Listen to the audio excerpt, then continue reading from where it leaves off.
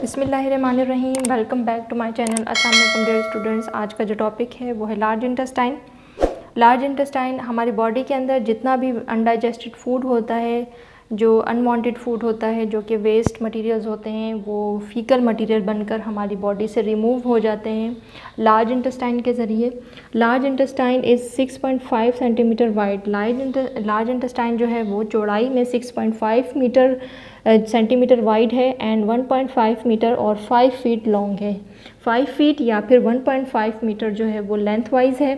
और अगर देखा जाए तो लार्ज इंटेस्टाइन की लेंथ जो है वो स्मॉल इंटेस्टाइन की लेंथ से कम है, जबकि चौड़ाई में जो है वो ये लार्ज स्मॉल इंटेस्टाइन से ये बहुत ज़्यादा चौड़ा है विड्थ में, तो जिसकी वजह से इसे लार्ज इंटेस्टाइन का नाम दिया है। इसके 3 पार्ट्स हैं, caecum, colon and rectum. Caecum जो है वो बिल्कुल शॉर्टेस्ट पार्ट है, छोटा सा पार्ट होता है सीकम, फर्स्ट पार्ट है इसका। It is present in the lower right side of the abdominal cavity. Abdominal cavity के बिल्कुल राइट साइड पर और बिल्कुल नीचे सीकम प्रेजेंट होता है, जो कि पहला पार्ट है लार्ज इंटेस्टाइन का। और जैसे ही ये वाला अंदर वाला पोर्शन जो है वो स्मॉल इंटेस्टाइन है, और जैसे ही जहाँ पर स्मॉल इंटेस्टाइन एंड होती है वहाँ पे सीकम का पोर्शन स्टार्ट हो जाता है। तो सीकम के अंदर जो वाटर होता है, विटामिन और साल्ट्स वगैरह जो है वो यहाँ पर सीकम के अंदर एब्जॉर्ब होते हैं। स्पेशली विटामिन के की एब्जॉर्प्शन होती है, जो कि ब्लड क्लॉटिंग में हेल्प करता है। और वर्मीफॉर्म अपेंडिक्स एक ब्लाइंड ट्यूब है जो कि 18 सेंटीमीटर लॉन्ग होती है। इसी सीकम से ही अराइज हो रही होती है। फिंगर लाइक प्रोजेक्शन है, जो कि वेस्टिजियल ऑर्गन इन ह्यूमंस के अंदर जो है वो ये वेस्टिजियल ऑर्गन है। वेस्टिजियल ऑर्गन यानी कि इस ऑर्गन का कोई फंक्शन नहीं होता, फंक्शनलेस है ह्यूमंस के अंदर ये। Symbiotic bacterias are present in it which digest cellulose in herbivores. इस अपेंडिक्स वाले ऑर्गन के अंदर सिम्बियोटिक बैक्टीरिया प्रेजेंट होते हैं, यानी कि वो बैक्टीरिया जो कि फूड बॉडी से फूड लेते हैं और बेनिफिशियल होते हैं बहुत ज़्यादा बॉडी के लिए, बॉडी को हार्म नहीं पहुंचाते और बॉडी के लिए यूज़फुल होते हैं, यूज़फुल बैक्टीरियाज होते हैं। तो ये बैक्टीरिया जो है वो सेल्यूलोज को डाइजेस्ट करते हैं हर्बीवोर एनिमल्स के अंदर। वो एनिमल्स जो कि प्लांट्स पे डिपेंड करते हैं, यानी कि काऊ, बुफेलो, शीप वगैरह। तो इस तरह के एनिमल्स के अंदर जो है वो ये अपेंडिक्स का फंक्शन बहुत ज़्यादा इम्पॉर्टेंट होता है, क्योंकि यहाँ पर सिम्बियोटिक बैक्टीरियाज प्रेजेंट होते हैं जो कि सेल्यूलोज को डाइजेस्ट कर रहे होते हैं। उसके बाद वाला पार्ट जो है वो कॉलन है। कॉलन जो है वो लार्जेस्ट पोर्शन होता है लार्ज इंटेस्टाइन का।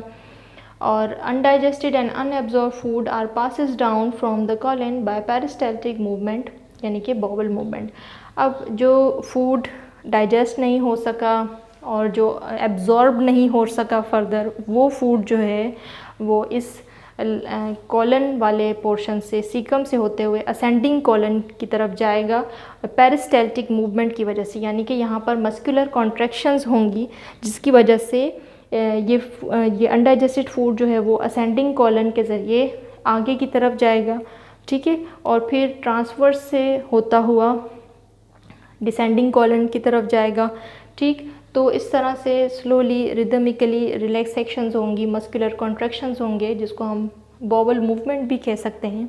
तो जिसकी वजह से वो फूड जो अनडाइजेस्टेड है वो फर्दर आगे की तरफ इस डिसेंडिंग कॉलन में आएंगे और फिर सिग्मोइड कॉलन के अंदर कुछ टाइम के लिए अब ये जो फूड है अनडाइजेस्टेड फूड वो फीकल मटेरियल में चेंज हो गया है, जिसके अंदर डेड बैक्टीरियाज प्रेजेंट होते हैं और ऐसे फूड पार्टिकल्स जो कि बॉडी को नीड नहीं होती, जिनकी जो बॉडी से फर्दर डाइजेस्ट नहीं हुए होते, वो फीकल मटेरियल बन जाते हैं और कुछ टाइम के लिए सिग्मोइड कॉलन के अंदर स्टोर हो जाते हैं।